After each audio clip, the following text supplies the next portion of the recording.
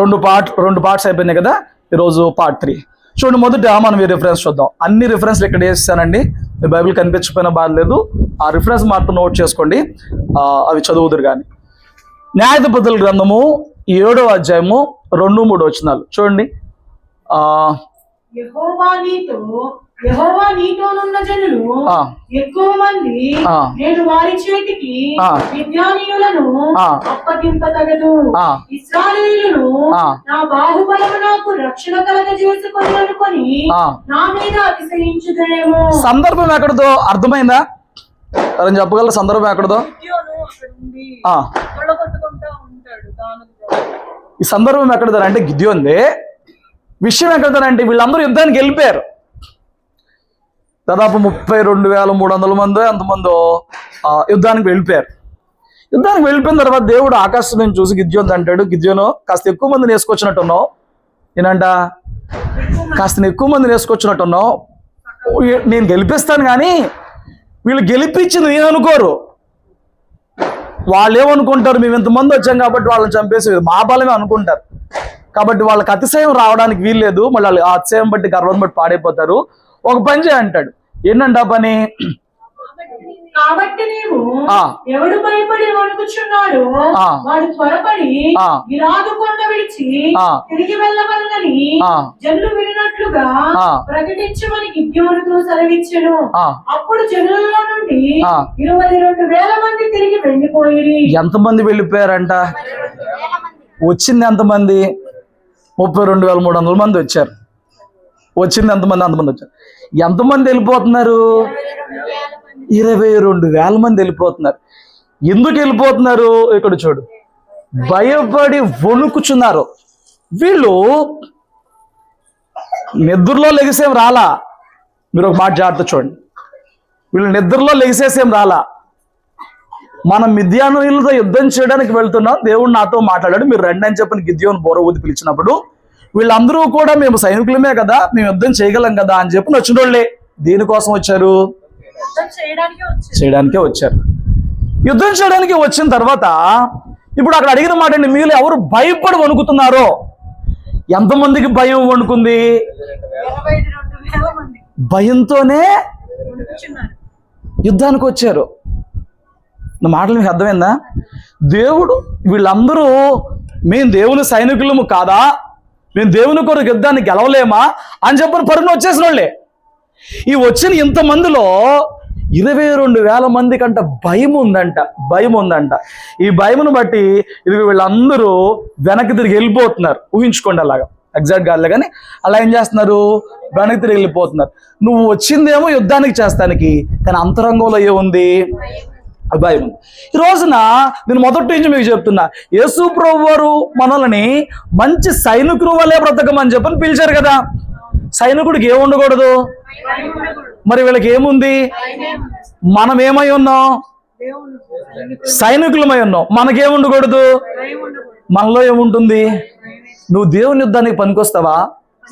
దేవుని చేత వాడబడ్డానికి పనికొస్తావా? దేవుని చేత దేవుడు ఉద్దేశించిన కార్యముల్లో ఒక పాత్రగా మారడానికి భయపడిపోతుంది నీవు. ప్రతి పరిస్థితికి, ప్రతి విషయానికి, ప్రతి సందర్భానికి భయపడిపోతుంది నీవు.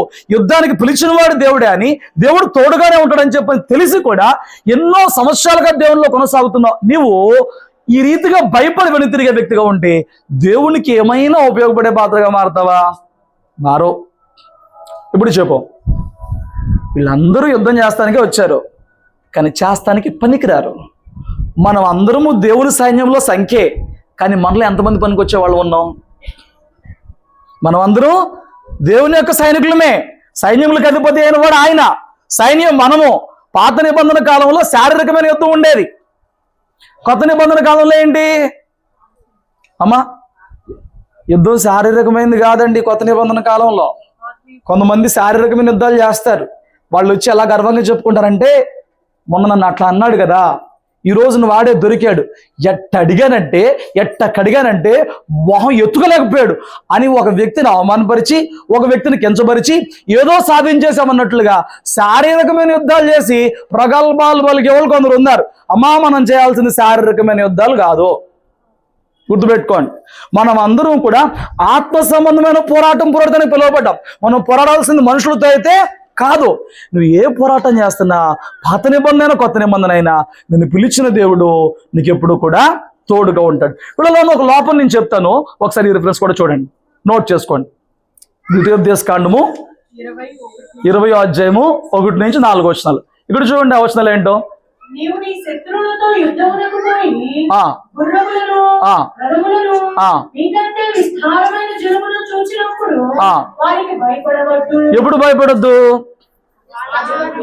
మీకంటే విస్తారమైన జనము, గుర్రాలు, రథాలు చూసినప్పుడు భయపడొద్దు. ఇప్పుడు వాళ్ళు ఎందుకు భయపడ్డారు చెప్పు? విస్తారమైన జనాన్ని చూసి. మిద్యానీయులు ఇసుకరేణులు అంత ఉన్నారండి. వీళ్ళు తిప్పి కొడితే 32,000 మంది వచ్చారండి. వీళ్ళ హృదయంలో భయం ఏంటి చెప్పనా? వాళ్ళు అంతమంది ఉన్నారు, ఈ గిద్యోను నమ్మి మనం ఎంతమంది వచ్చాము, మనమేం గెలుస్తాము?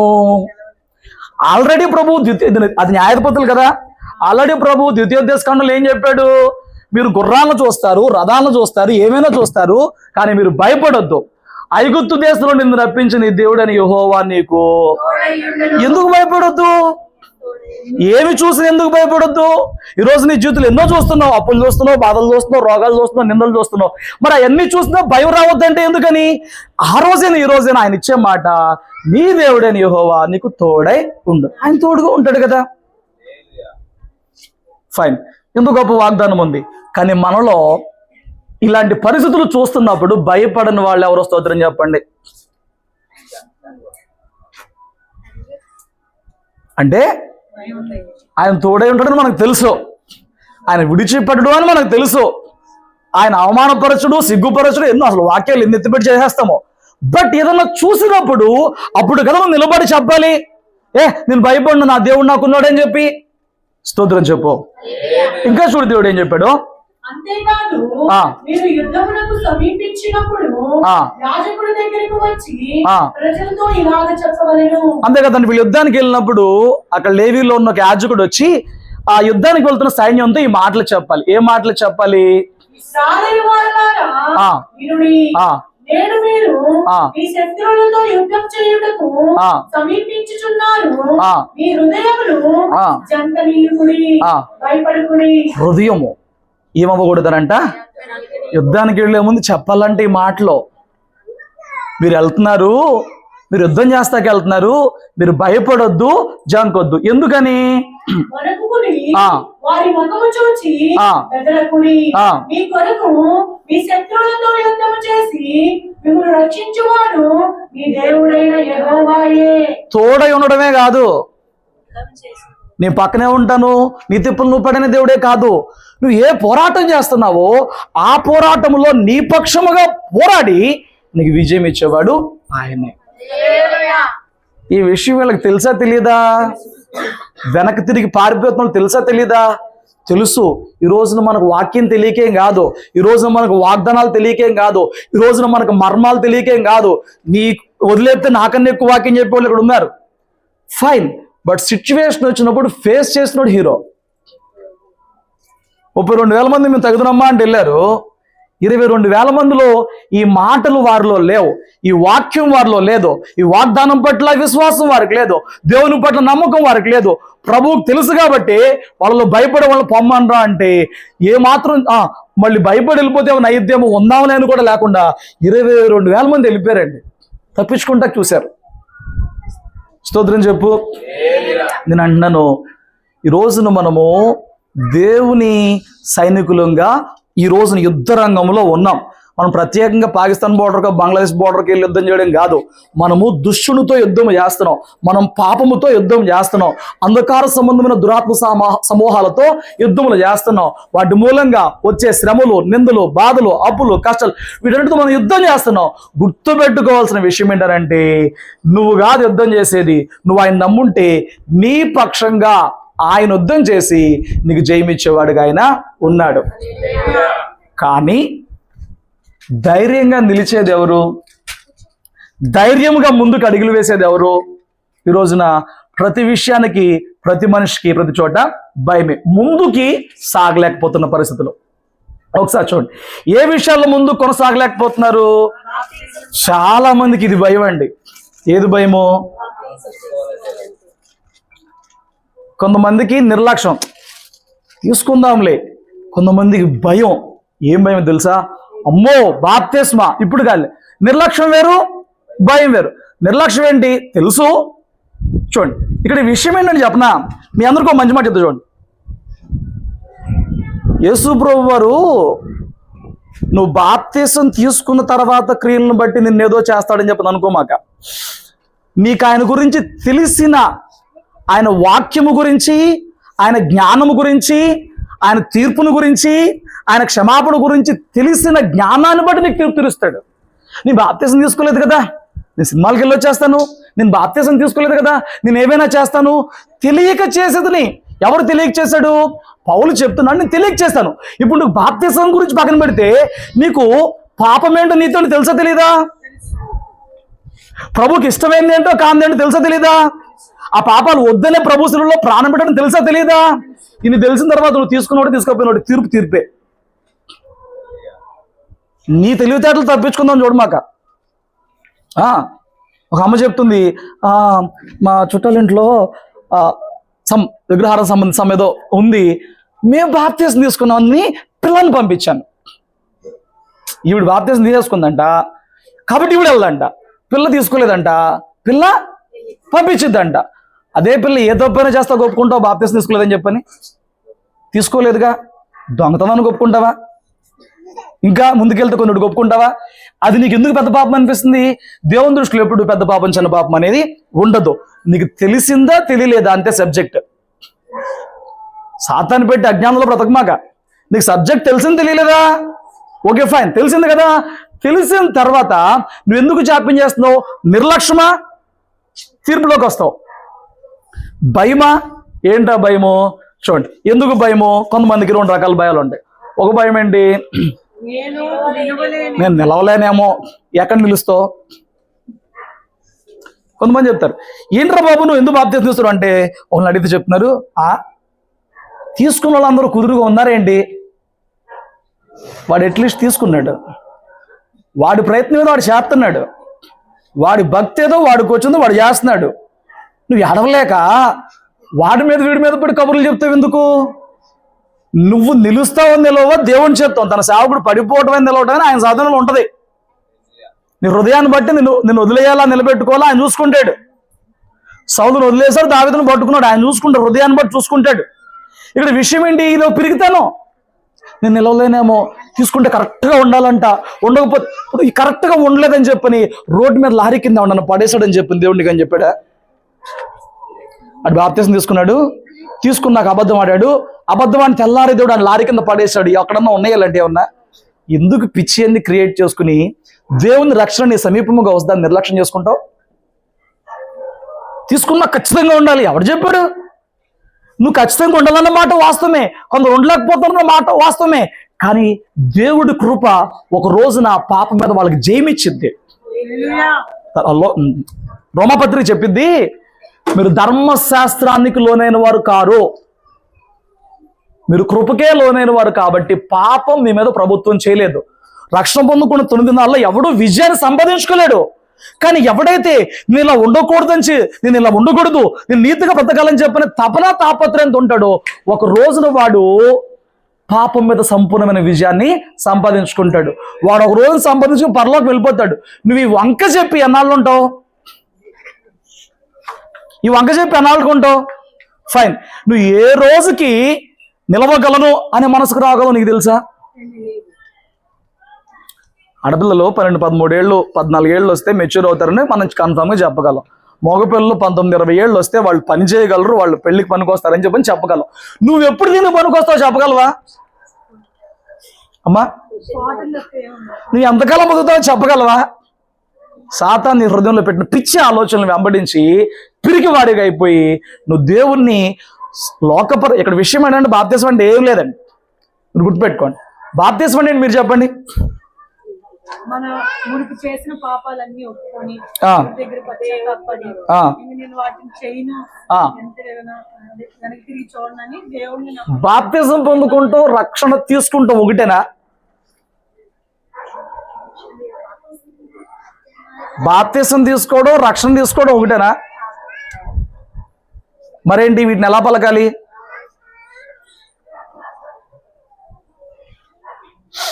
బాప్తిసం తీసుకునేది, రక్షణ పొందుకునేది. గుర్తుపెట్టుకో, బాప్తిసం తీసుకుంటాం, రక్షణ పొందుకుంటాం. రక్షణ అనేది ఎలా కలిగిద్ది? హృదయంలో ప్రభువుని విశ్వసించి నోటుతో ఒప్పుకుని ప్రభు ఎదుట మన పాపాలను ఒప్పుకుని పశ్చాత్తాపడినప్పుడు రక్షణ ముందే కలిగిద్ది. గుర్తుపెట్టుకో, నీకు ప్రభువుకి మధ్య ఆ సహవాసం సంబంధం రక్షణ ద్వారా ముందే కలిగిద్ది. ఈ విషయాన్ని పబ్లిక్ చేయడమే. ఏం పబ్లిక్ చేయడం? ప్రభు నన్ను అంగీకరించాడు, నేను ప్రభు బిడ్డగా మారాను అని లోకానికి సాక్ష్యం ఇవ్వడం బాప్తిసం. బాప్తిసం పొందినా రక్షణ లేకపోతే పరలోకానికి వెళ్ళవు. కొత్త బోధ చేస్తున్నాను అనుకుంటున్నారా? కొత్త బోధ ఏం కాదు, ఉన్న బోధే. వివరంగా తర్వాత మాట్లాడుకుందాం, సబ్జెక్ట్ మారిపోతుంది. బాప్తిసం వేరు, రక్షణ వేరు. రక్షణ అనేది బాప్తిసం కంటే ముందే జరిగిద్ది. ప్రభువు నిన్ను అంగీకరించినప్పుడు, ప్రభువు నిన్ను నూతన సృష్టిగా మార్చినప్పుడు నీకు రక్షణ అనుగ్రహించబడింది. ప్రభువు నన్ను అంగీకరించాడు అని చెప్పడానికి ప్రజలందరూ ఎదుట సాక్ష్యం ఇవ్వడం బాప్తిసం. హల్లెలూయా, ఫైన్. కాబట్టి ప్రభు నిన్ను ఆల్రెడీ యాక్సెప్ట్ చేశాడేమో, బట్ నువ్వు పిరికితనంతో ప్రజల ముందు సాక్ష్యం ఇస్తానికి దేవుడు నన్ను అంగీకరించాడు, ఇదిగో నేను ఆ నిబంధనలోకి వస్తున్న సాక్ష్యం ఇవ్వడానికి పిరికితనం కలిగి ఉన్నావేమో, జాగ్రత్త. ఈ పిరికితనం నీకు మంచిది కాదు. ఇంకో మాట చెప్తా చూడు, శ్రమలు వస్తాయేమో. వీళ్ళకి స్పెషల్ బ్యాచ్ పెట్టాలి. ఎవరిని? సరే, బాప్తిసం తీసుకున్న వాళ్ళు ఎవరున్నారు ఇక్కడ? ఉన్నారా? అసలు శ్రమలు లేవా మన ఇంట్లో, పర్సనల్ లైఫ్లో? మరి దీనికి ముడి పెడతారు ఎందుకు?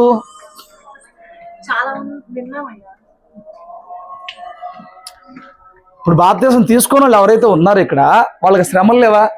వాళ్ళకి రోగాలు లేవా? వాళ్ళకి అప్పులు లేవా? మరి దాన్ని తీసుకొచ్చి దీన్ని ముడి పెడతారేంటి? ఏమనాలి మిమ్మల్ని? పిచ్చోళ్ళ అలా. ఓ రోజు వాకింగ్ చెప్తున్నా సంఘంలో, అమ్మా వింటున్నారా? చెప్తున్నప్పుడు దేవుని ఆజ్ఞలు మనం పాటించాలి కదా అని చెప్పిన విషయాలు చెప్తున్నప్పుడు, మీరు చెప్పండి, చాలు ఎక్కడికి, మీరు చెప్పండి, మనం ఎలక్షన్స్ అప్పుడు డబ్బులు అయితే తీసుకోవద్దా? కానీ పక్కన పెట్టు, కూడదు. ఎందుకు కూడదు?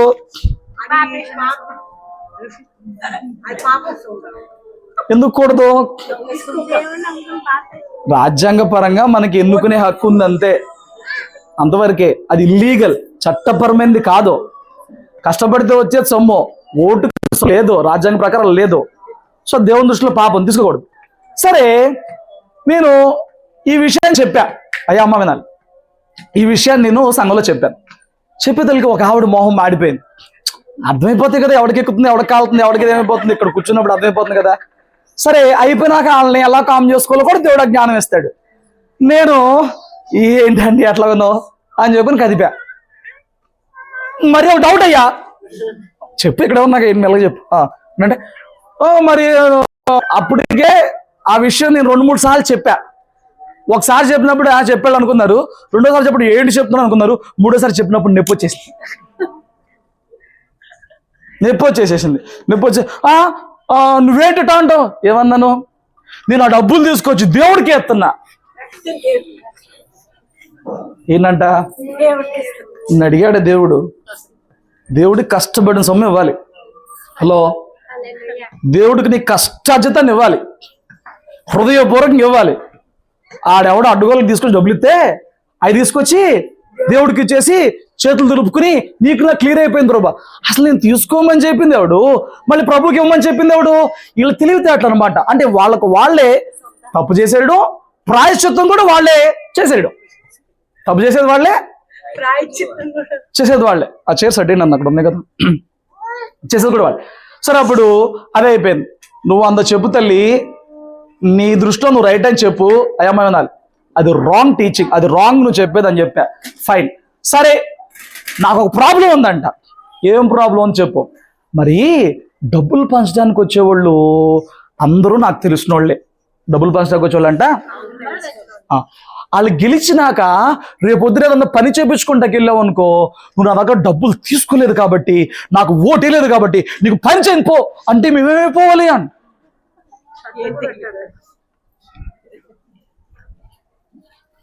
ఇంటి ముందు బోర్డు పెట్టు, నేను క్రైస్తవురాలుగా మారాను, ఇక్కడ ఓటుకు డబ్బులు తీసుకోను అని బోర్డు పెట్టి, అప్పుడు ఏ పార్టీ ఓటుకైనా ఒకటేగా. ఒక వ్యక్తి అలా పెట్టాడండి, నేను చూశాను, నాకు చాలా నచ్చింది. డౌన్లోడ్ చేసి స్టేటస్ పెట్టా ఆ టైంలో, ఎలక్షన్ టైంలో. వాడు పెట్టాడు, నేను క్రైస్తవుడిని, ఇక్కడ డబ్బులు తీసుకోను, ఓటు డబ్బులు తీసుకో అని చెప్పి క్లియర్ చెప్పేశాడు. ఇప్పుడు చెప్పేది ఏంటంటే, రేపు ఫ్యూచర్లో ఆ వ్యక్తి వల్ల నాకు ఇబ్బంది వచ్చిద్దేమో. రాని, నువ్వు క్రైస్తవుడు అయితే కొన్ని కొని తెచ్చుకోవాల్సిన అవసరం కూడా ఉంటుంది. నీతి కొరకు ఆకలి దప్పికలు కలిగి జీవించాల్సిన అవసరం కూడా ఉంటుంది. రక్షణ కొనసాగించడం తేలికైన పనేం కాదు, పోరాటంతో కూడుకున్నదే. కానీ నువ్వు భయపడితే ఎట్లాగా? ఈ బ్యాచ్ ఎలాంటి వాళ్ళు అయ్యానంటే, శ్రమలు వస్తాయేమో, వాళ్ళందరూ బాప్తిస్మం తీసుకున్న శ్రమలు వచ్చాయి. శ్రమలు రావు, శోధనలు వస్తాయి. సాధారణంగా నువ్వు ప్రభువులు నిలవకుండా ఏదో ఒకటి పెట్టి శోధిస్తాడు అంతే. నువ్వు ప్రభుని ప్రేమిస్తే ప్రభుతో పాటు ఉంటావు, వాడినే ప్రేమిస్తే వాడిలో పడిపోతావు. స్తోత్రం చెప్పు. ఫ్యూచర్లో ఎప్పుడో ఏవో వస్తాయంట, అందుకని చెప్పిన వీళ్ళు ఆగిపోతారంట. ఫ్యూచర్ విషయం కాదు, నేను ఒక మాట చెప్తాను చూడు. 2 తిమోతి పత్రిక 2:3 ఇలా అంటాడు. ఎవరు? పౌలు. క్రీస్తు యేసు యొక్క మంచి సైనికుని వలె నాతో కూడా శ్రమలను అనుభవించుము. శ్రమను ఏం చేయాలి? మనం చూసాం కదా, ఈస్టర్ రోజు శ్రమ తర్వాత ఏమొచ్చింది? సంతోషమా? శ్రమ తర్వాత మహిమ ఉందని చెప్పాం, గుర్తులేదు? ఇప్పుడు ఏమంటున్నాడు? మంచి సైనికుని వలె. మంచి సైనికుడు అయితే ఏం చేస్తాడు చెప్పనా? శ్రమకు భయపడి పారిపోడు, అనుభవిస్తాడు. రా చూసుకుందాం అంటాడు. మంచి సైనికుడు ఏం చేస్తాడండి? శ్రమ వచ్చినప్పుడు పారిపోడు, శ్రమ వచ్చినప్పుడు పారిపోడు. ఇంకో మాట చెప్పనా?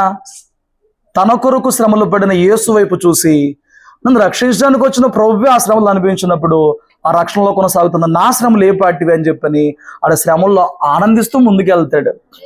ఇది ఒకటి గుర్తుపెట్టుకో. లోకంలో ఎంజాయ్ చేసేవాడి సంగతి మనకు అనవసరం, కానీ నిత్య జీవంలో ఎంజాయ్ చేయడం కొరకు, పరలోకంలో ప్రభుతో పాటు ఆనందించడం కొరకు ఈ భూలోకంలో ఖచ్చితంగా శ్రమలు అనుభవించాల్సిన అవసరం ఉంది.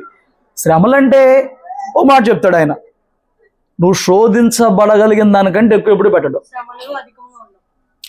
నువ్వు భరించగలిగిన దానికంటే ఎక్కువ పెట్టడు. నువ్వు భరించగలిగిందే పెడతాడు. శ్రమ వెనక మళ్ళా మేలు కూడా పెడతాడు. ఎగ్జామ్ రాయకుండా రిజల్ట్స్ రావాలంటే ఎలాగా? ఇంటర్వ్యూ లేకుండా జాబ్ రావాలంటే ఎలాగా? లోకంలో వీటికి పాసిబుల్ అయ్యే మార్గం ఉందని చెప్పు. క్రైస్తవ్యంలో శ్రమలు దాటకుండా దేవుని ఎదుట మంచి సైనికులంగా కనపరుచుకోలేము. దేవుని మేలులను తిరిగి మనము దక్కించుకోలేము. హల్లెలూయా. ఇక్కడ వరకు క్లియర్ అయిందా? చూడండి, ఒక టాపిక్ ఒక మాట చెప్తాను. ఈ మాట చాలా జాగ్రత్త పట్టుకోవాలి. దేవుని కొరకు ప్రతి పరిస్థితుల్లో నిలబడాలి అనే ఆశ లేకపోతే, ఈ మాట ఏంటి?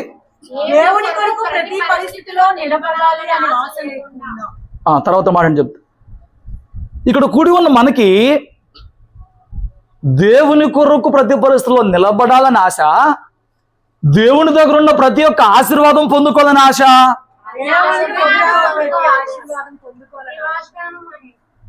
అయితే ఇప్పుడు ఈ వాక్యం మీకు కాదు, 100 చెప్తా నేను 100కు 200 ఎక్స్ట్రా రిటర్న్ చెప్తాను ఆశీర్వాదం పక్కన పెట్టేలాగా.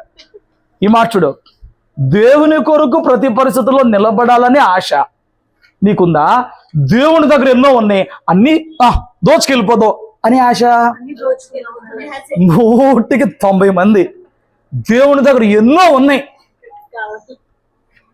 ఈయన ఇచ్చినట్టు ఎవడో ఇవ్వలేడు, ఈయన దీవించినట్టు ఎవడో దీవించలేడు. ఈయన ఉన్నాయి కాబట్టి ఉన్నవన్నీ పట్టుకెళ్ళిపోదాం అనే ఆశతో వస్తారు.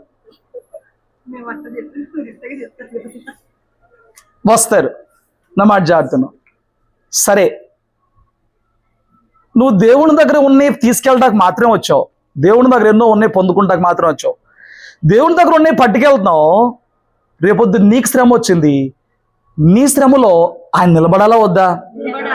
మరి ఆయన కోసం ప్రతి పరిస్థితిలో నిలబడి ఉండాలి కదా. నీ ఆశ దేవుడా, దేవుని దగ్గర ఉన్నవా? ఎంత నిర్భయంగా, ఎంత నిర్మోహమాటంగా, ఎంత ఓపెన్ గా మాట్లాడేస్తున్నారు. దేవుడు మిమ్మల్ని దీవించను గాక.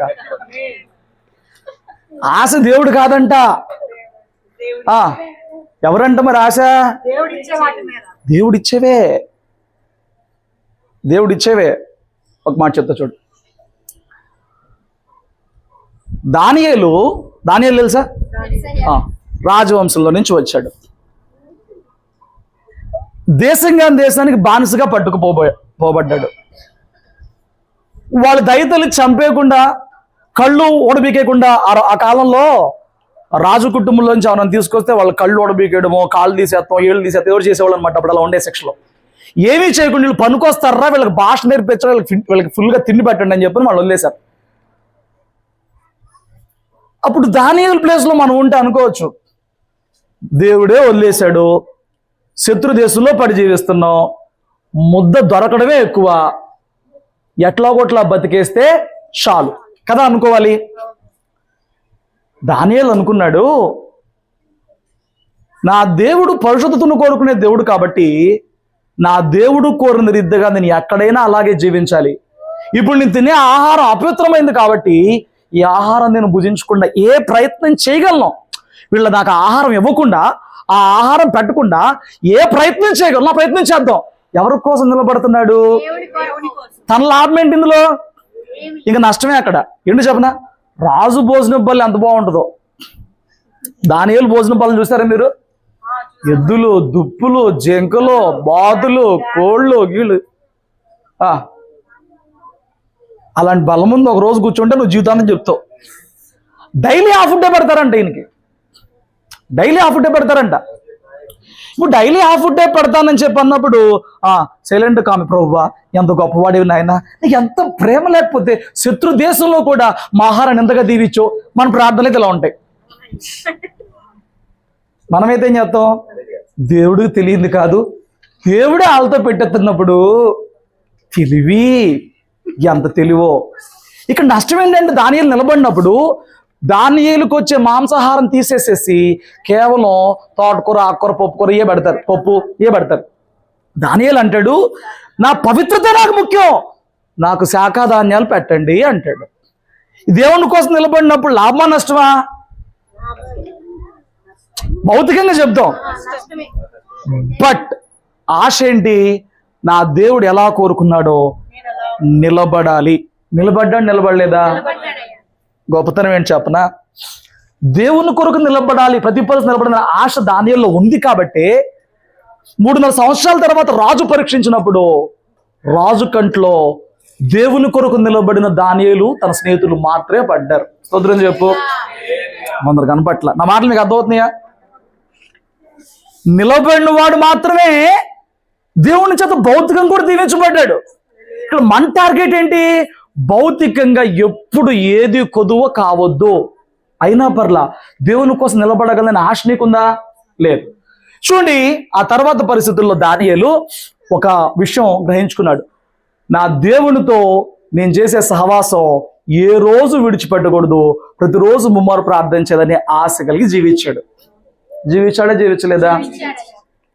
ఎందుకంటే ఓ రోజు రాజుకి కల వచ్చినప్పుడు ప్రార్థన మూలంగానే ఆ కళకు జవాబు వచ్చింది. జవాబు ఎక్కడి నుంచి వచ్చింది? రాజు కళ మర్చిపోయారు, అందరూ చంపేస్తా అన్నాడు. దానియేలు టైం అడిగాడు, నా దేవుడు గొప్పోడు, నువ్వు ఎందుకు చంపుతావు, నాకు ఒక రోజు టైం ఇవ్వు. వెళ్ళాడు, ప్రార్థన చేశాడు స్నేహితులతో కూర్చుని. ఆ రాత్రి ఆ ప్రార్థన బట్టి దేవుడు జవాబుని ఇచ్చాడు. ప్రార్థన బట్టి వాళ్ళు ఉన్న జాబులో నుంచి ఉన్నతమైన స్థాయిలో వాళ్ళు మార్చబడ్డారు. ఈ టాలెంట్ కాదు, దేవుని కృప వాని రాజ్యంలో గొప్ప వారిని చేసింది. ఆ ప్రార్థనని నా జీవితంలో వదిలిపెట్టొద్దని చెప్పని ప్రతిరోజు ముమ్మారు దానియేలు ప్రార్థన చేసేవాడు. ఇప్పుడు ఆశ ఏంటి? దేవుని దగ్గర ఉన్నవి పొందుకుంటామా, దేవునితో గడపడమా? మన ప్రార్థనలో మన ఆశ ఏంటి? నీ ప్రార్థనలో నీ టార్గెట్ ఏంటి? సంవత్సరాలుగా మనకు సేవకులు మనల్ని ఎలా తయారు చేస్తారు చెప్పనా? అడిగా ఇస్తాడు, అడిగా ఎవడు చెప్పాడండి? నేను చెప్పేది ఎప్పుడు ఎలా ఉంటుంది చెప్పనా, నా నీతిని రాజ్యాన్ని వెతుకో, ఆ తర్వాత అన్ని నీకు వస్తాయి. ఏది తేలిక ఏది కష్టం. మీరు చెప్పేది కష్టం. 4 కన్నీళ్ళ బొట్లు ఖర్చేస్తే గుడ్లో దాచుకుని లెక్కేసి ఇచ్చే దేవుడు మనకు ఉండగా ఈ నీతి రాజ్యం ఈ గోలు ఇవన్నీ ఎవరికి కావాలి, ఇది బాధ మాకొద్దు. ఫైన్. దానియేలు ఆల్రెడీ రాజు తర్వాత రాజు పొజిషన్లో ఉన్నాడు. దానియేలుకి ఇంకేం కావాలని చెప్పి రోజు ముమ్మరు ప్రార్థన చేస్తున్నాడు. రాజుని లేపేసి ఆ ప్లేస్లోకి వెళ్తానిక. దానియేలు కావాల్సిన దేవునితో సహవాసమే, సహవాసం మాత్రమే కావాలి. ఒక రోజున ఏం జరిగిందనంటే, దానియేలులో తప్పుదామని చూసిన 120 మంది, దానియేలులో వెతుకుదామని 120 మంది ఉన్నారు. 120 మందిలో ఒక్కడు కూడా ఒక కంప్లైంట్ చెప్పలేకపోయాడు. ఏం జీవితం అండి. ఇప్పుడు నీ గురించి నీ ఇంట్లో వాళ్ళే చెప్తారు కంప్లైంట్లో, అంతా బాగానే ఉంటుందండి. కాకపోతే అంటే అయిపోయింది అక్కడ. కానీ అంటే కూనియే. మావిడ చాలా మంచిదండి, కానీ వస్తే కూనియే. ఎక్కడో ఏదో పడిపోయింది. మా ఆయన చాలా మంచోడు, బంగారం, కానీ అడుకోని.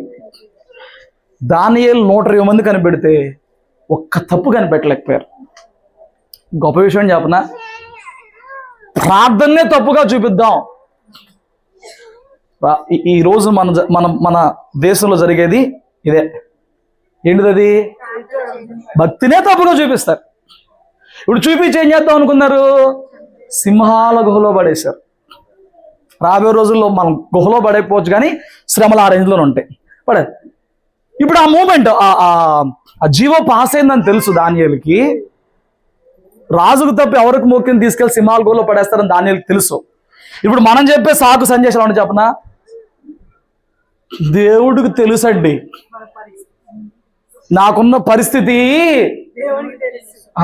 ఏంటో. మరి దానియేలు లాంటి వాళ్ళకి బుద్ధి లేదు, మనకున్నంత జ్ఞానం వాళ్ళకి లేదు. దేవుడికి తెలుసండి మా పరిస్థితి. ఈ సందేశంతో పాస్టర్ కూడా ఏం మాట్లాడాడు. ఇటువంటి చేసావు అని అంటే ఏం చెప్పనండి, నా పరిస్థితి దేవుడికి తెలుసు, దేవుడికే చెప్పుకుంటానండి. ఈ ఒక్క ముక్కతో కొట్టేస్తారు, ఏం చేయలేం. అదే ముక్క దానియేలు లాంటి వాడు ఎందుకు చెప్పలేదు? దేవా ఈ పరిస్థితి నీకు తెలియదు కాదు, సోఫాలు అట్ట కళ్ళు మూసి ప్రార్థన చేస్తాను ఎందుకు చెప్పలేదు? యథాప్రకారంగా ప్రార్థించే స్థలంలోకి వెళ్ళి కిటికీలు తెరి చేతులు ఎత్తి మోకాళ్ళు వేసి ఎందుకు ప్రార్థన చేస్తున్నాడు? ఏ పరిస్థితుల్లోనైనా నా దేవుని కొరకు అలాగే జీవిస్తా, అలాగే నిలబడతా. ఆశ. మన ఆశ ఏం చెప్పనా, దేవుని దగ్గర అద్దొరికింది. దేవుడు దావీదు సింహాసనం మీద కూర్చోబెట్టాడు, దేవుడు దానియేలు సింహాసనం మీద కూర్చోబెట్టాడు, దేవుడు వాళ్ళకు వరం ఇచ్చాడు, దేవుడు వాళ్ళకి ఆస్తి ఇచ్చాడు. మనకెందుకు ఇవ్వడు? వాళ్ళకి ఇచ్చే ముందు వాళ్ళు నిలబడ్డారు. ఆ సంగతి గుర్తుపెట్టుకో. వాళ్ళు ఆశ కలిగి ఉన్నారు. ఏం జరిగింది చెప్పనా, దానియేలుని తీసుకెళ్ళి సింహాల గుహలో పడేశారు. ఆ సింహాల గుహలో పడినప్పుడు దేవుడు అక్కడ నిలబడ్డాడు. ఈరోజు నేను శ్రమలో ఉన్నానని చెప్తున్నా నీకు దేవుడు ఎందుకు నిలబడాలో ఒక మాట చెప్పు. అమ్మా అయ్యా నా మాట్లాడదవుతుందియా? ఈరోజు శ్రమలో ఉన్నానని చెప్పి బాధపడుతున్నావా, ఏడుస్తున్నావా? ఫైన్. ఈరోజు దేవుడు ఏం చేశాడని అడుగుతున్నావా? ఫైన్. దానియేలు సింహాల గుహలో పడి దేవుడు నిలబడ్డాడు. ఎందుకు? దానియేలు దేవుడి కోసం నిలబడ్డాడు కాబట్టి. నేను శ్రమలో ఉన్నాను, నా దేవుడు ఏం చేయట్లేదని అడుగుతున్నావా? నువ్వు దేవుడి కోసం ఏం చేసావు చెప్పు ఫస్ట్. నీ ఆశ అంతా ఏంటి? దేవుడి దగ్గర ఉన్నాయి దోచుకునే ఆశ. భక్తులు నేర్పించేది ఏంటి? దేవునితో సహవాసం కలిగి జీవించమని ఆశ. దేనికోసం ప్రభు దగ్గరకు వస్తున్నాం? స్తోత్రం చెప్పండి. దేవుని కోసం ఏ పరిస్థితిలో నిలబడాలని ఆశ నీకు లేకుండా, దేవుడు ప్రతి పరిస్థితిలో నా కొరకు నిలబడాలనే ఆశ న్యాయమేనా? నువ్వు దేవుడి కోసం నిలబడవా? పరిస్థితుల్లో నిలబడవా? శోధనలో నిలబడవా? నీతిగా జీవించుకోవడానికి నిలబడవా? రోషంగా నిలబడవా? నువ్వు నిలబడవు, కానీ ప్రతి పరిస్థితుల్లో ఎవరు నిలబడాలంట? దేవుడు నిలబడాలంట. బయట చెప్పమాకు నవ్వుతారు. స్తోత్రం చెప్పు. దేవుని కొరకు నిలబడడం నేర్చుకో. యుద్ధం ఆయన చేసుకుంటాడు, బట్ నిలబడు. అప్పుడు దానియేలు నిలబడ్డాడండి. సింహాల గుహలోకి వెళ్ళిన తర్వాత సంసోన్లాగా ఉన్న వాటిని చీల్చేశాడా? అక్కర్లా. నువ్వు యుద్ధం ఏం చేయక్కర్లా, నువ్వు నిలబడాలి. నా దేవుని కొరకు నేను జీవించి చూపించాలి, నా దేవుడు నా కొరకు సిలువలో మరణించాడు, నా దేవుని కొరకు ఈ లోకంలో నేను జీవించి చూపించాలి, జీవించాలి పరిశుద్ధతో ఆశ కలిగి ఉంటే చాలండి. హల్లెలూయా. నేను బుక్స్ బాగా చదువుతున్నప్పుడు ప్రపంచ క్రైస్తవ హతసాక్షులు అని చెప్పిన వాల్యూమ్ 1 వాల్యూమ్ 2 2 బుక్స్ ఉంటాయి, ఎంత ఉంటాయి. పులి బొమ్మ వేసి ఎర్రగా అని చెప్పని అలా ఉంటుంది బొమ్మ, ఆ బుక్ ప్రపంచ క్రైస్తవ హతసాక్షులు. ఎవరన్నా అవకాశం ఉంటే తెచ్చి చదువుకోండి. ఏమి ఎక్కదో, ఎక్కడో కొన్ని అర్థమవుతాయి, ఏమి ఎక్కవు, కావాలని తెచ్చి చదువుకోండి. అందులో ఏముంటుంది అంటే ఆది సంఘము దగ్గర నుంచి నిన్న మొన్న ఒరిస్సాలో ఆయన చనిపోయాడు చూడు, మిషనరీ, క్రైస్తవ మిషనరీ, ఆస్ట్రేలియా ఆయనండి, పేరు గుర్తురాట్ల టక్కన అమ్మా, గుర్తురాట్లా. ఆయన వరకు దేవుని కొరకు ప్రాణం పెట్టిన ఆ భక్తుల జీవితాలన్నీ కూడా అక్కడ ఆ క్రైస్తవ హతసాక్షుల బుక్లో ఉంటాయి అన్నమాట. కొన్ని మనకు అర్థం కావు, ఆ చక్రవర్తుల కాలము, రోమా ప్రభుత్వ కాలము, అవన్నీ కొన్ని ఎక్కువ, బట్ ఫైన్. ఇంకొంచెం మధ్యలోకి వెళ్ళినా కొన్ని వండర్ఫుల్ స్టోరీస్ ఉంటాయి. అందులో కొన్ని స్టోరీస్ ఏంటంటే ఆ రోజుల్లో యేసు ప్రభు నమ్ముకున్నాక కొన్ని రాజ్యాలు యేసు ప్రభువుని నమ్ముకోవడం, సేవించడం మీద నిషేధించింది, అంటే బ్యాన్ చేసింది అనమాట. మీరు క్రైస్తవ్యాన్ని దేశంలో పూజించకూడదు, క్రీస్తుని పూజించకూడదు బ్యాన్ చేస్తుంది. స్టిల్ అయినప్పటికీ వాళ్ళు యేసు ప్రభువుని సేవించేవాళ్ళు అనమాట. అప్పుడు వాళ్ళు దొరికిన తర్వాత, వాళ్ళు బహిరంగంగా రహస్యంగా భక్తి చేసుకునే వాళ్ళు స్టిల్ ఎలాగైనా దొరికిపోయేవాళ్ళు. ఆ రోజుల్లో దొరికిపోయినప్పుడు వాళ్ళకి శిక్షలు ఎలాగుండాయంటే ఇప్పుడు ప్రస్తుతానికి కింద చబాక్లో మ్యాచ్ జరుగుతుంది, ఐపీఎల్ మ్యాచ్. ఎవరైనా చూస్తారు ఇక్కడ? సిఎస్కే వర్సెస్ ఏది అది, వీడి ఫామ్లో ఉన్నాడు జరుగుతుంది. అలాంటి స్టేడియాల్లో జనాలు ఉంటారు. ఆ క్రీస్తును పూజించే వారిని అక్కడ స్టేడియం మధ్యలో నుంచోబెట్టి అక్కడికి తీసుకొచ్చి సింహాలని, పులుల్ని వాళ్ళ మీద కుదులుతారు. వాళ్ళ మీద కుదిలినప్పుడు వాళ్ళు పాపం తప్పించుకుంటానికి పారిపోతూ ఉంటే వీళ్ళు ఇక్కడ ఉన్నోళ్ళు ఎంజాయ్ చేస్తూ ఉంటారు అన్నమాట. వాళ్ళని తినేస్తుంటే వీళ్ళు ఇక్కడ చప్పట్లు కొడుతూ ఎంజాయ్ చేస్తారు. వీళ్ళు అప్పటికో ఈ సైకోయిజం అంతా అక్కడ చూపిస్తూ ఉంటారు అన్నమాట. ఇది ఒక శిక్ష. క్రీస్తుని నమ్ముకున్నందుకు, క్రీస్తుని సేవించినందుకు. ఇదంతా చరిత్ర, ఇదంతా నా కల్పిత కథలే కాదు. ఆ పుస్తకం చదువుకోండి, అందుకే రెఫరెన్స్ కూడా చెప్పాను, అబద్ధం చెప్పాను మీకు అనిపించకూడదు కాబట్టి. ఫైన్, అదొక శిక్ష. ఇంకొక శిక్ష ఏంటంటే ఆయన ఎవరో బైబిల్ని ట్రాన్స్లేట్ చేశాడు, ఆ భాషలో నుంచి ఇంగ్లీష్లోకి ఎంతో ట్రాన్స్లేట్ చేశాడు. ఆయన పేరు టిండలే అది పేరు ఉంటుంది. ఆయన ఏం చేశారంటే ఒళ్ళంతా మైనము తారు లాంటి ఒక మైనం పోసి, తారు మైనం లాంటిది ఒక కెమికల్ పోసి ఆయనకి దుప్పంటి ఇచ్చేస్తారు అన్నమాట. వాళ్ళు చివరి నిమిషంలో కూడా చెప్తారు, క్రీస్తుని వదిలేస్తానని చెప్పంటే నేను వదలను అని చెప్తాడు. అదొక శిక్ష. మరొక శిక్ష ఏంటంటే మీరు కొలిమి చూసేటప్పుడు, కొలిమి కత్తులు కాల్చినప్పుడు, ఆ కొడవలు మనం పెట్టినప్పుడు బయట తిత్తే అంతా అదే ఎర్రగా ఉంటుంది, నిప్పులానే ఉంటుంది. ఇనుప మంచాలని, కుర్చీని అలా కొలిమిలో వేసి తీసి క్రైస్తవుల్ని వస్త్రాలు లేకుండా దాని మీద పడుకోబెట్టేసేవాళ్ళు, దాని మీద కూర్చోబెట్టేసేవాళ్ళు. వాళ్ళ అగ్ని కాలిపోయి కేకలేసి అలా చనిపోయేవాడు. ఇదొక శిక్ష. మాటలు మీకు అర్థమవుతున్నాయా? కొన్ని శిక్షల్లో బ్రతుకుండంగానే వాళ్ళని కట్టేసి వాళ్ళ చర్మం ఒలిచేసేవాళ్ళు. ఇదొక శిక్ష. కొన్ని శిక్షల్లో తలకాయను మాత్రమే ముందు పెట్టి, తలకాయను మాత్రమే దాని మీద పెట్టి ఖడ్గంతో ఇలా ఖండించేవాళ్ళు. ఇదొక శిక్ష. ఏమండి, ఒక చోట ఈ బతుకుండంగానే జుట్టంతా పీకేసేసి, బ్రతుకుండంగానే గోళ్ళని పీకేసేసి, ఇదొక శిక్ష. ఆ శిక్ష అప్పుడు ఒక తల్లి, ఒక బిడ్డ అక్కడ ఉంటే ఆ తల్లి ముందు బిడ్డను శిక్షించబోతున్నారంట. తల్లి కళ్ళ ముందే బిడ్డను తల్లిని శిక్షిస్తే బిడ్డకి ఆ పెయిన్ తెలియకపోవచ్చేమో, కానీ తెలిసింది అంతలో తెలియదు. పని కన్న బిడ్డని తల్లి ముందు శిక్షిస్తే ఆ తల్లికి ఎలా పెయిన్ ఉంటుంది? అప్పుడు తల్లి అందంట, నువ్వు తప్పించుకుంది కానీ శిక్ష, నేను చనిపోతాను, నువ్వు ప్రబోద్ధని చెప్పమన్నానంటే ఇక్కడ దాకా వచ్చి ఇప్పుడు భయపడతావు ఎందుకమ్మా? ఒక్క పావుగంట అరగంట వచ్చుకుంటే మనం ఏసైతో ఉంటాం. ఇంత పిల్ల 13 ఏళ్ళు 12 ఏదో పేరు కూడా ఉందండి, మర్చిపోయాను. అంత పిల్ల చెప్పిద్ది, ఆ మాటలని వాళ్ళ అమ్మనిద్ది, ఇంకా రెచ్చగొట్టి దాన్ని ఏం చేసుకుంటారు నా కూతురు అని చెప్పని. వాళ్ళు అట్లా పీకేసి, జుట్టు పీకేసి, గోల్డ్ పీకేసి, ఏళ్ళు పీకేసి కళ్ళ ముందు చంపేస్తారు. చంపుతుంటే ఆ పిల్ల పాట పాడిద్ది అనమాట దేవుని కొరకు. ఇలాంటి ఎన్నో సాక్ష్యాలు చదివిన తర్వాత నాకు అనిపించింది, ఒకవేళ దేవుని చేతులు అలాంటి హతసాక్షి అవ్వాల్సిన పరిస్థితి వస్తే నాకు నిలబడగలిగిన సామర్థ్యం ఇవ్వయ్యా అనేది నా ప్రార్థన, నా ఆశ. నువ్వేం చెప్తావు? ఆ పరిస్థితి రాకుండా చేయని చెప్తావా? వస్తాయేమో ముందు చెప్పలేం, ఆ పరిస్థితులు రావచ్చు, ఇప్పుడు వస్తాయి. అప్పుడు నిలబడతావా? ప్రభు దగ్గర నేను దోచుకుంటున్నావుగా, మరి పరిస్థితి నిలబడతావా? ప్రభువే నిలబడాలా? నిలబడతాడు. ఆయన నిలబడాలంటే అసలు ఆ పరిస్థితుల్లో నువ్వు నిలబడాలిగా. హల్లెలూయా. నా మాటలు మీకు అర్థమవుతున్నాయా? దేవుని వాళ్ళు ఏం చేశారని నిలబడలేకపోయారు, పిరికోళ్ళు అయిపోయారు, భయపడిపోయారు. వెళ్ళిన ఎవరు? సైనికులు. గిద్యోను కాదు, గిద్యోను కింద ఉన్న సైనికులు భయపడిపోయారు. నీ పరిస్థితి ఏంటి? నువ్వు నిలబడు, ఆయన నిలబడి చూపిస్తాడు నీ కోసం. దాని నిలబడ్డాడు, సింహాల నోర్లు మోపించాడు. సింహాలు ఉన్నాయి అక్కడ, ఒక సింహం కాదు, సింహాల గోలో ఇంకో సింహంలా కూర్చున్నాడు. వెళ్ళి ఏమీ హాని చేయలే ఆయనకి. తిరిగి రాజు మళ్ళీ వెనక్కి తీపిచ్చాడు. ఎందుకు? దేవుడు కోసం నిలబడినందుకు దేవుడు నిలబడ్డాడు. హల్లెలూయా. పేతురుకు ఒక ఆశ ఉందండి, ఒక ఆశ ఉంది. అది కూడా ఒకసారి చూద్దాం. లూకా సువార్త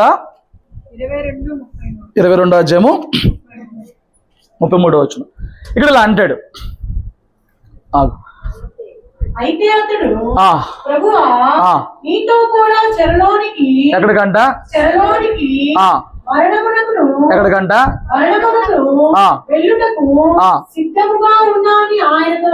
ఆయన అన్నాడు, గొర్రెలు కాపురిని కొడతారు, గొర్రెలు మీరే చెదిరిపోతారు, జాగ్రత్త అని చెప్తుంటే, ఎవడి పరిస్థితి ఎట్లా ఉందో నా తీర్మానం చెప్తాను చూసుకో అన్నాడు. ఎవరో కొంతమందికి ఆశ ఉంటుంది, రోషం కలిగి భక్తి చేయాలి, నిలబడాలి, తట్టుకోవాలి. నీ ఆశ వృధాగా పొద్దు చూపిస్తాను. అతను అసలు ఆయన పేతురు ఆశ ఏంటి? అసలు చెరలోకి, జైల్లో వేసినా వెళ్తా, చావడాకైనా వస్తా. నువ్వు సిద్ధమా? నిత్య పట్టుకెళ్తాను కానీ నేనే పోవాలంటే లేకపోతే నువ్వు ఫైన్, ఆయన మరి నీ కోసం చనిపోవాలి, నువ్వు మాత్రం ఆయన కోసం ఏం చేయలేవు. అంత ఆశనోడు ఇక్కడ ఏం చేశాడు చెప్పు?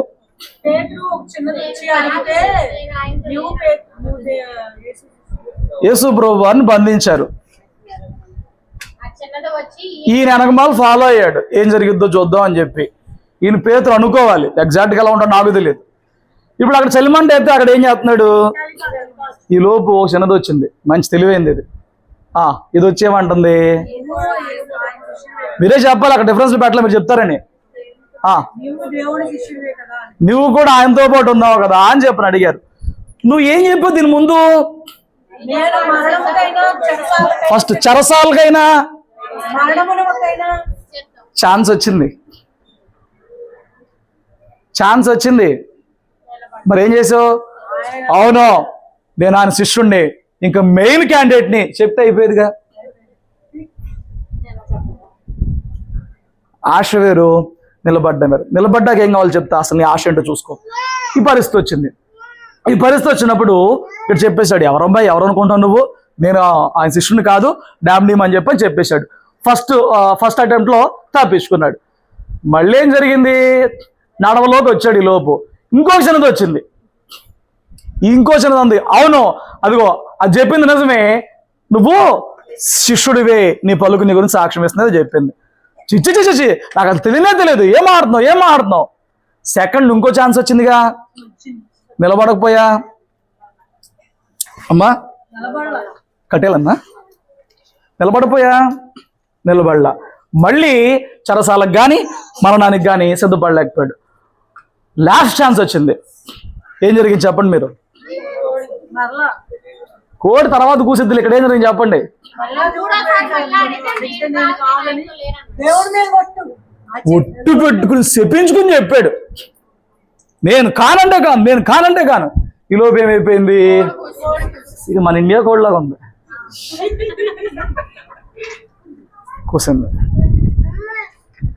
ఆశ ఏంటనంటే నువ్వు నా ప్రభువు కాబట్టి, నువ్వు దేవుని కుమారుడు కాబట్టి, నాకు ఈ విషయం తెలుసు కాబట్టి నీ కొరకు నేను అవసరమైతే చలస్థల్లోకి నేను అంట అట్లీస్ట్ ఆయనకు ఆశ ఉంది, అయ్యా అట్లీస్ట్ ఆయనకు ఆ తీర్మానం ఉంది, నేను నిలబడతా.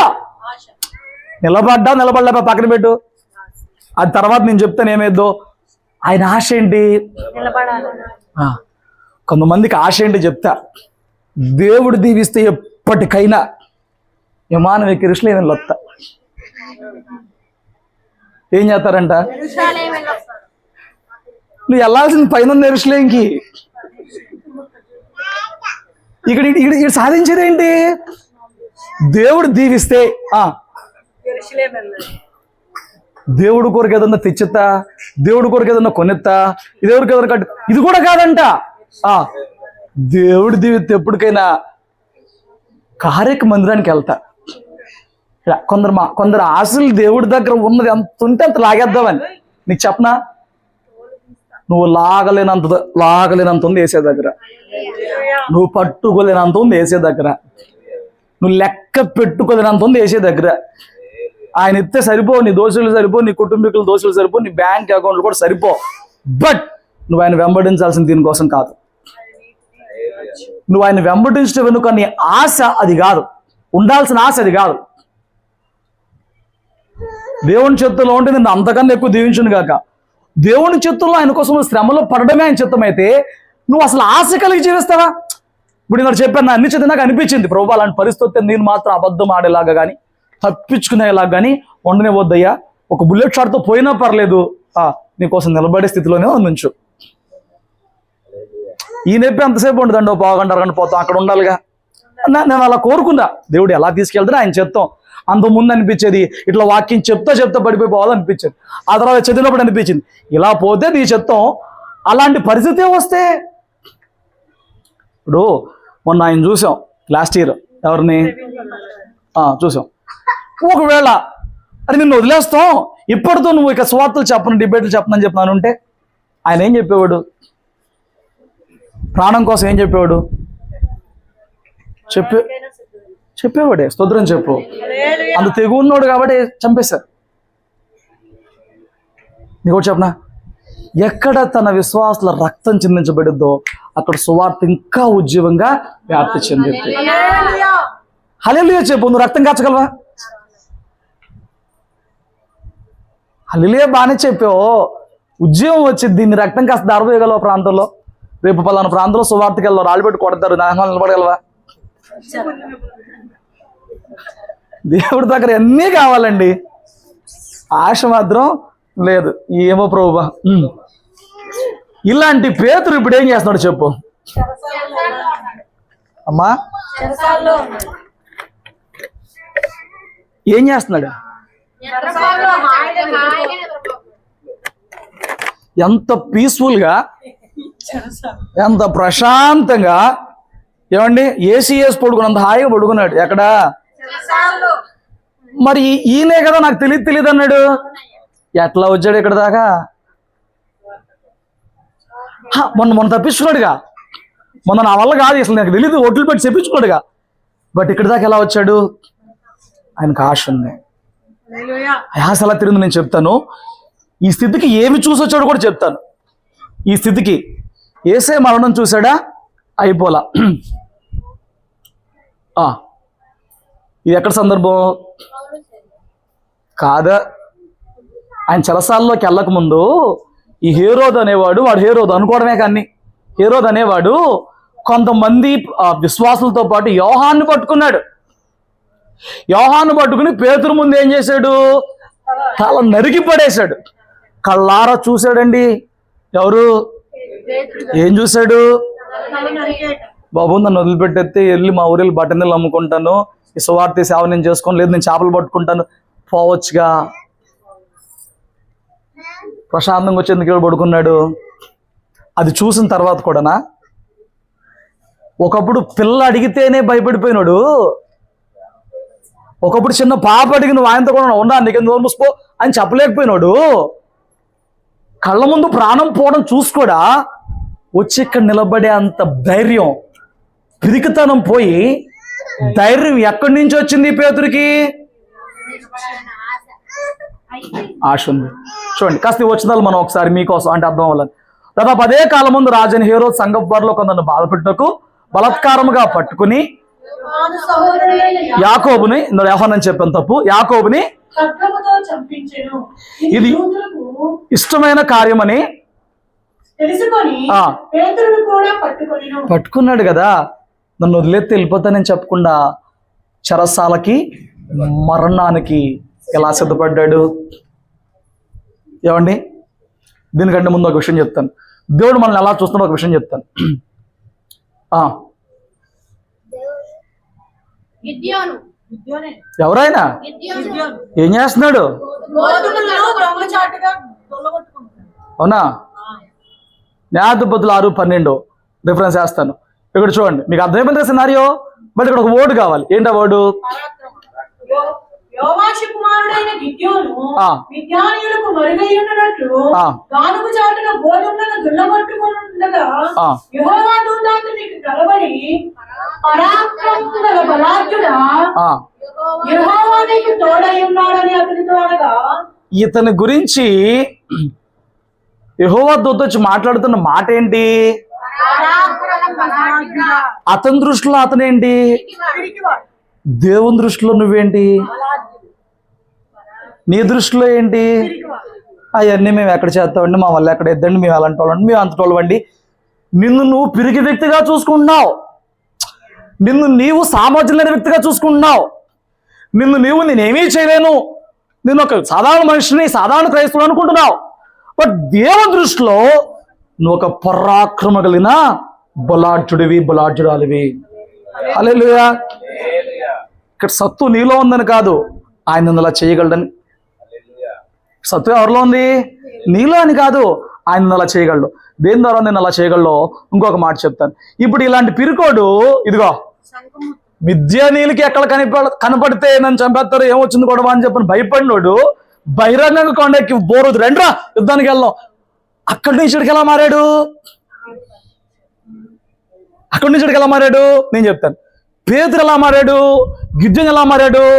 ఎలా మారాడంటే ఈ వచనం మనకు కావాలి.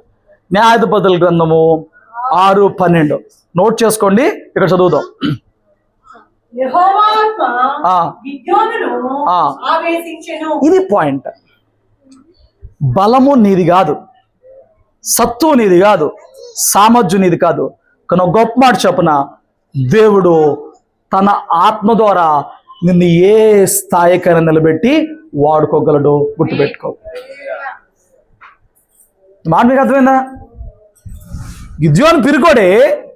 ఈ పిరికోడు బహిరంగంగా నిలబడి బోరోది రండ్రా యుద్ధానికి వెళ్దామనే స్థాయికి ఎలా మారాడు చెప్పనా? అతని మోటివేషన్ కాదు. ఈ మాట గుర్తుపెట్టుకో. ఉద్రేకానికి ఉజ్జీవానికి చాలా తేడా ఉంది. ఉద్రేకంతో నడిపించబడటానికి, పరిశుద్ధాత్మ చేత నడిపించబడటానికి చాలా తేడా ఉంది. అర్థమవుతుందా? ఉద్రేకంతో నడిపించబడటానికి, ఉజ్జీవంతో నడిపించబడటానికి, ఉద్రేకంగా ఉండటానికి, ఆత్మ నడిపింపులో ఉండటానికి చాలా తేడా ఉంది. చాలా మంది ఉద్రేకాన్ని ఉజ్జీవము, ఆత్మ నిబుదలను పొరపాటు పడుతూ ఉంటారు. మీకు అర్థమైందా? ఉద్రేకం అంటే మోటివేట్ చేయడం. ఇప్పుడు అందరూ వచ్చేసరిగా సేవకులు అందరూ మోటివేషన్ స్పీకర్లే. అందరూ ఎక్కడలేని మోటివేషన్ చేస్తారు. నీకు ఇవ్వబోతున్నాడు, నీకు కురవబోతుంది, నీకు వచ్చేస్తుంది, నువ్వు చేసే మోటివేట్ చేస్తున్నారు. నేను అన్నాను, ఈ ఉద్రేకంలో తారాజువులాగా అంత ఎత్తెగురుతావు అంతే.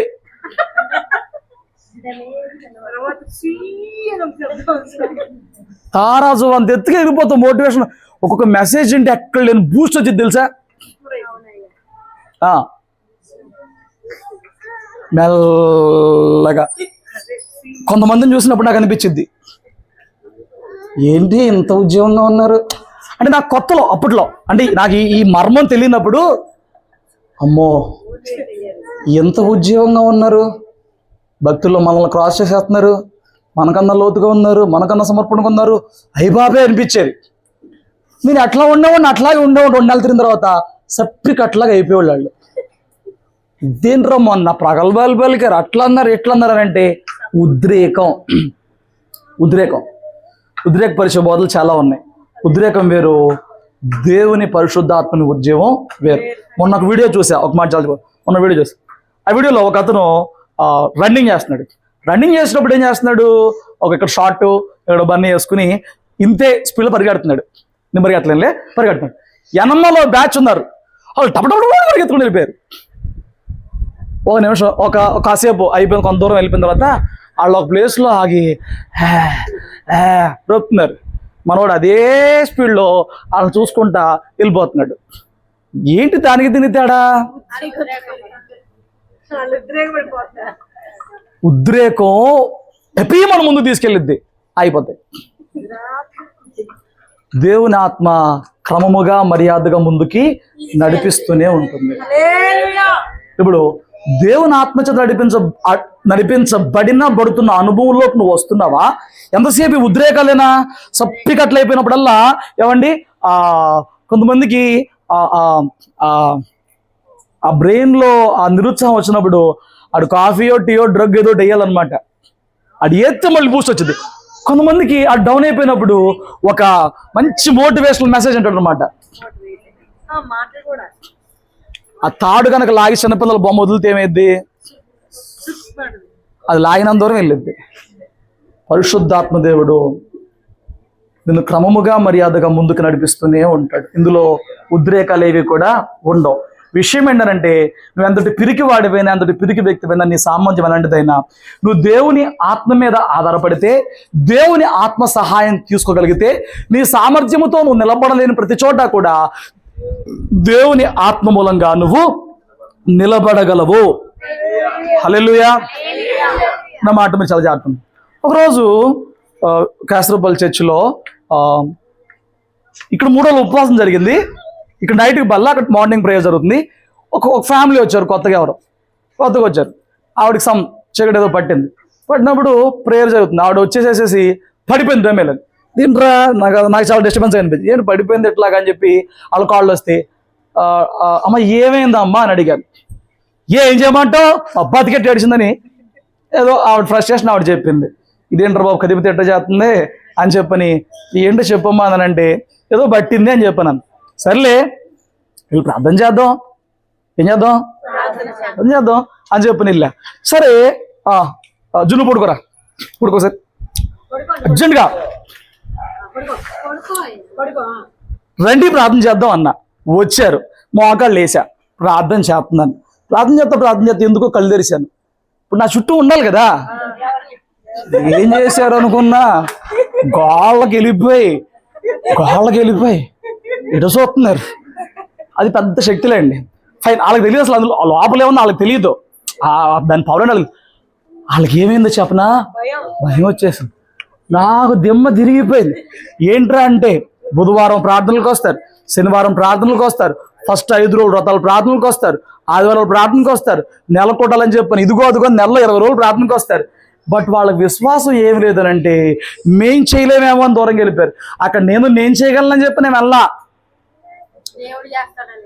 దేవుని ఆత్మ నాలో ఉన్నది అని చెప్పి నమ్మి నేను ముందుకు వెళ్ళా. ఎందుకు వెళ్ళానంటే, పాత నిబంధనలో ఎన్నుకోబడి వాడబడిన వారికి మాత్రమే దేవుని ఆత్మ నింపుదల దక్కేది, పాత నిబంధనలో. అంతే. కొత్త నిబంధనలో ఆయనలోకి రక్షణ పొందిన ప్రతి ఒక్కరికి కూడా ఆత్మదేవుడు అనుగ్రహించబడ్డాడు. నమ్మడమే, నీలోనే ఉన్నాడు, నమ్మడమే. స్తోత్రం చెప్పు. యేసుప్రభు వారు రోజు వచ్చి, నువ్వు బయలుచూపుల వలన దెయ్యాలను వదలగొడుతున్నావు అంటే, ఆయన ఏం చెప్పాడనంటే, నేను బయలుచూపుల వలన కాదు, మత్తయి 12:28 అంటాడు, దేవుని ఆత్మ వలనే నేను వీటిని వెళ్ళగొడుతున్నాను. దెయ్యాలు అట్టపోతే నీవు దేవుని ఆత్మచేత సందేశపడాలి, నువ్వు దేవుని ఆత్మచేత నింపబడాలి. ఇక్కడ విషయం ఏంటి చెప్పిన, ఆత్మ అందరికి అనుగ్రహించాడు, ఆయన సన్నిధిలో కనిపెట్టి నింపబడడం నీ వంతు. అంతే, పెద్ద టాస్క్ ఏం కాదు. ఇప్పుడు నువ్వు ఇట్లా చెప్పమాక. ఏమని? నేను కనిపెట్టి ప్రార్థన చేశాను, నేను భాషలు ఏమీ మాట్లాడలేదు చెప్పమాక.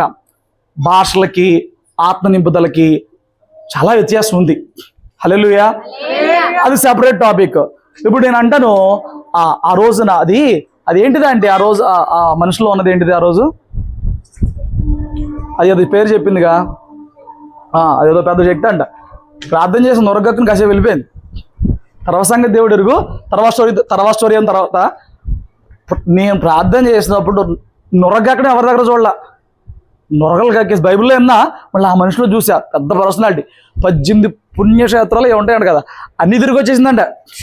రోడ్డు మీద కనపడితే ఆవిడ కాళ్ళ మీద పడి దండలాడతారంట ఆవిడకి, అంత పుణ్యాత్రాలు అని చెప్పి. తీరా ఇక్కడికి వచ్చి పడింది.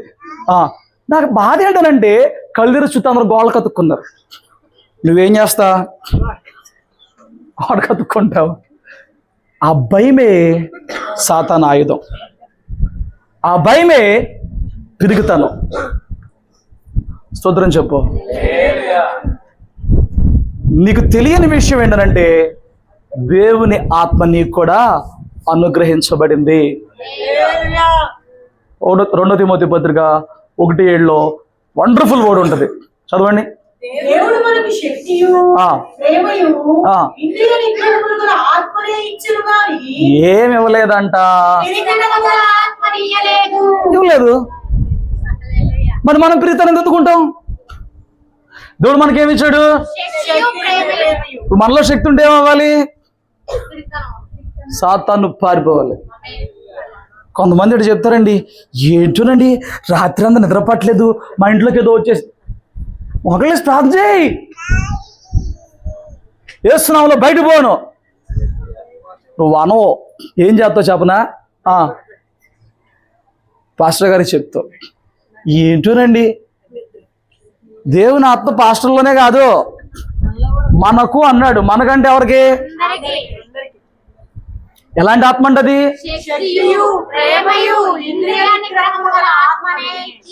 ఏ ఆత్మను మనకి ఇవ్వలేదు. మన పైన లాగా ఉన్నాం, కింద లాగా ఉన్నామా? దేవుడికి ఇచ్చిన ధన్యత చూడు, దేవుడికి ఇచ్చిన సామర్థ్యం చూడు, దేవుడికి ఇచ్చిన ఆత్మను చూడు. హల్లెలూయా.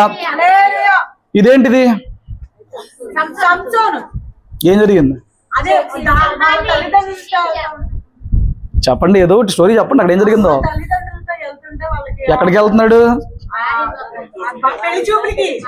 పెళ్లి చూపులు.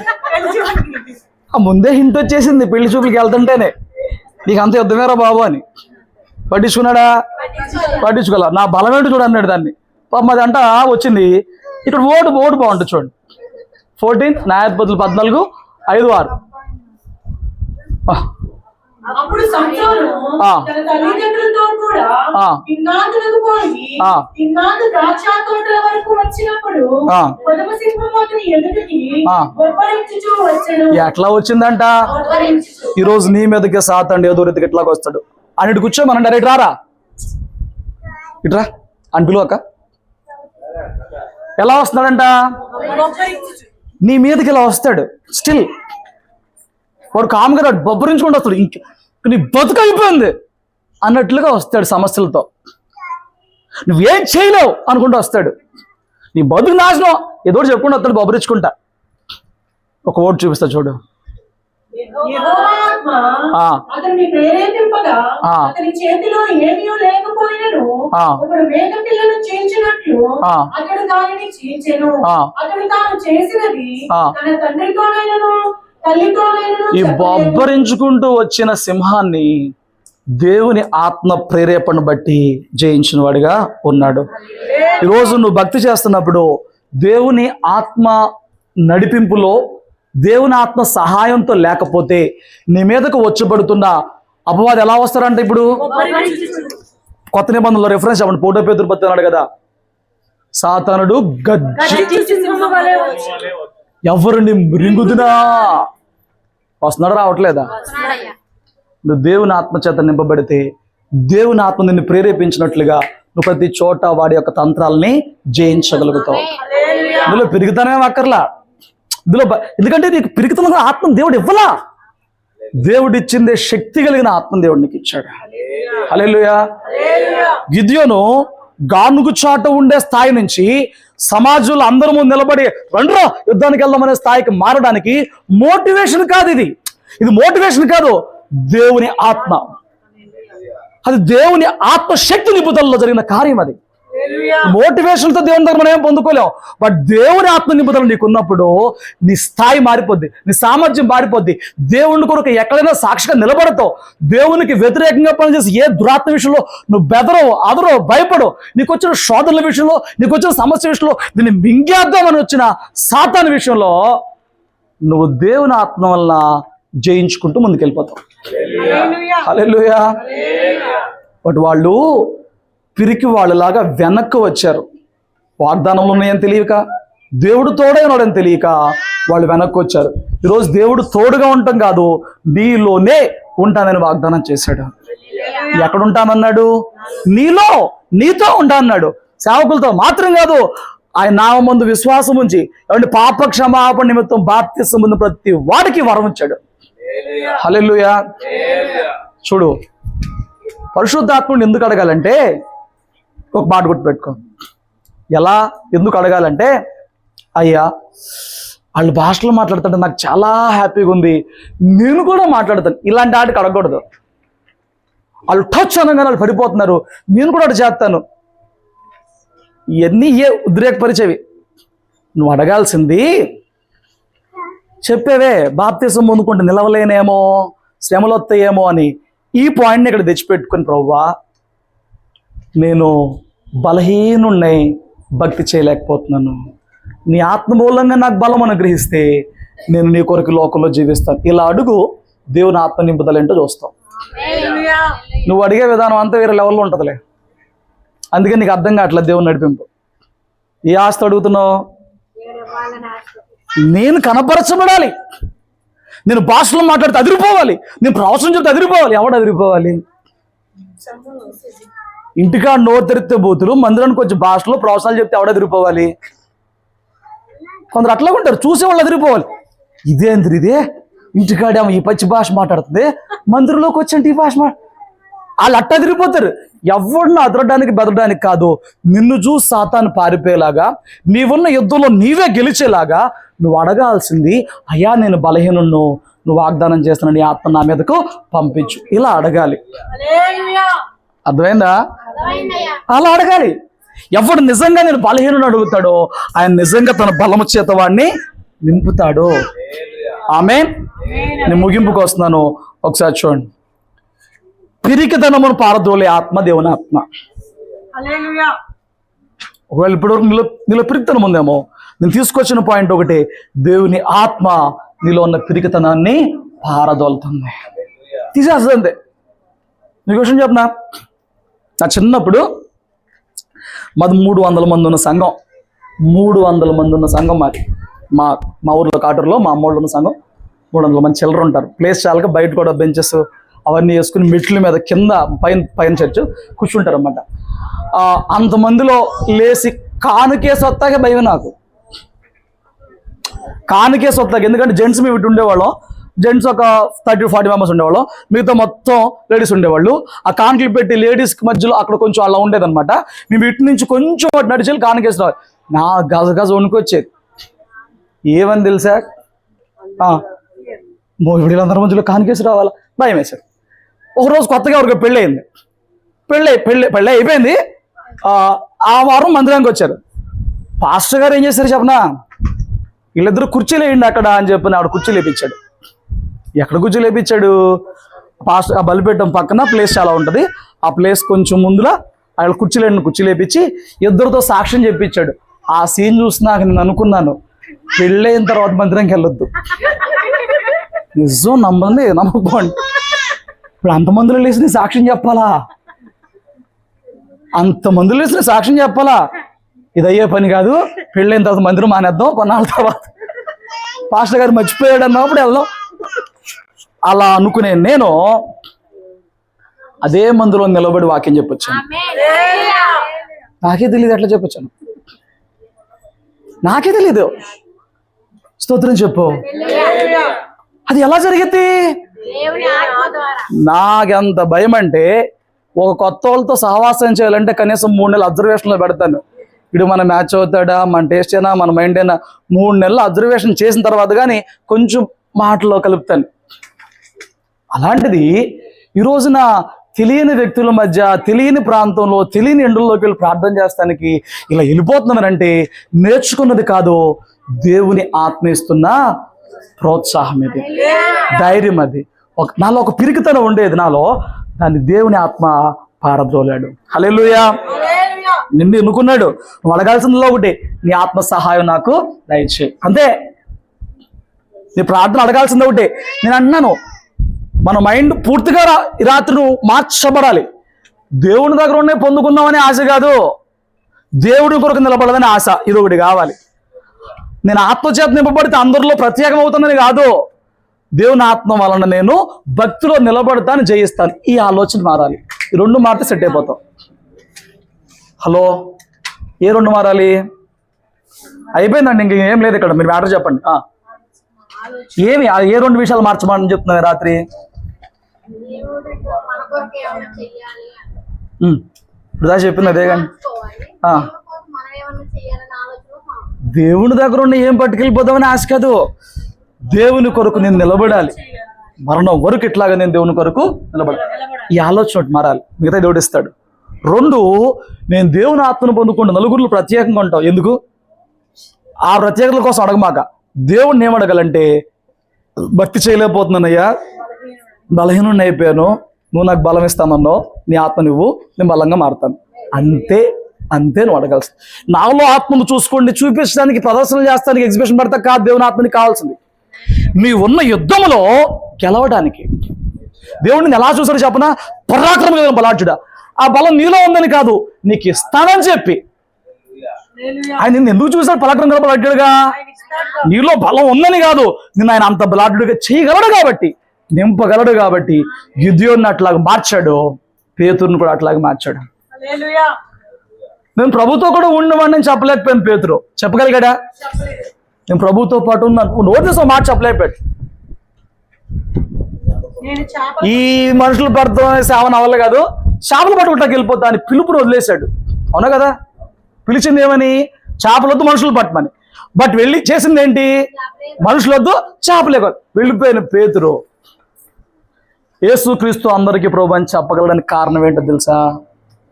పిరికితనంతో, భయముతో ఈ 2 చోట్ల నిలబడలేకపోయిన పేతురు యూదులలో అన్యులలో యేసుక్రీస్తు అందరికీ ప్రభు అని చెప్పగలడానికి కారణం ఏంటో చెప్పనా? పిరికితనాన్ని పారద్రోలిన దేవుని ఆత్మ మూలంగా చెప్పగలిగాడు. యోహాను చావు చూసి కూడా చెరసాలలో ప్రశాంతంగా నిద్రించడానికి కారణం ఏంటో తెలుసా? పిరికితనం పోయింది, బ్రతికితే క్రీస్తే చావు. వచ్చేసారు అపోస్తలులు అందరూ ఈ కొటేషన్కి వచ్చేసారు. బతికితే ఉంటాం ఏసే కోసం, పోతే ఆయనతోనే ఉంటాం. ఏంటి భయం? ఆ భయాన్ని వాళ్ళు పారద్రోలుకున్నారు. హల్లెలూయా. నువ్వు ఎలా పైన ఉన్నప్పటికి కూడా నీకు కావాల్సింది రాత్రి ఒకటి, దేవుని ఆత్మ చేత బలపరచబడాలనే ఆశతో కూడిన ప్రార్థన రాత్రి నీకు కావాలి. అది జరిగితే నీలో ఉన్న పిరికితనం పోయి నువ్వు కూడా పేతురు వలె, గిద్యోను వలె, సంసోను వలె మార్చబడతావు. నీ మీదకి ఎన్నో శ్రమలతో, శోధనలతో నిరింగేద్దామని వస్తున్న సాతానని దేవుని ఆత్మ ద్వారా, దేవుని జ్ఞానము, శక్తి ద్వారా నువ్వు జయించుకుంటూ ముందుకు వెళ్ళిపోతావు. శ్రమలు వస్తాం పెద్ద విషయం కాదు, ఎదుర్కొనే సామర్థ్యం నీకు లేకపోవడం ఇక్కడ ప్రాబ్లం. శ్రమలు వస్తాయి, అసలు అనేక శ్రమలు పొందుతాం, పర్లకు రాజ్యం మనం చేరం. బట్ ఆ శ్రమలను జయించడానికి దేవుని ఆత్మ చేత నింపబడడానికి నువ్వు జ్ఞానం లేకపోవడం, నువ్వు ఆ శ్రమలలో దేవుని మీద ఆధారపడి జయించాలనే ఆలోచన లేకపోవడం ఇక్కడ ప్రాబ్లం. హల్లెలూయా. ముగిస్తా. నీ ఆశ గొప్పదైతే ఆత్మ సహాయము నీకే. ఏం గొప్పదవ్వాలి? నీ ఆశ గొప్పదవ్వాలి. వాళ్ళు అనుకుని ఉంటే ఏది ఏమైనా మేము వీళ్ళని గెలిచే తీరాలని ఆ రోజున వాళ్ళు ఆశపడి ఉంటే వెనక్కి తిరిగే వాళ్ళు కాదు. వాళ్ళు ఆ రోజున ఆశపడలా. ఏదేమైనా మాట్లాడాలి. మేము వీళ్ళని జయించాలని ఆశ వాళ్ళకి లేదు, మేమేమైపోతామని ఆశ ఉంది, బాధ ఉంది.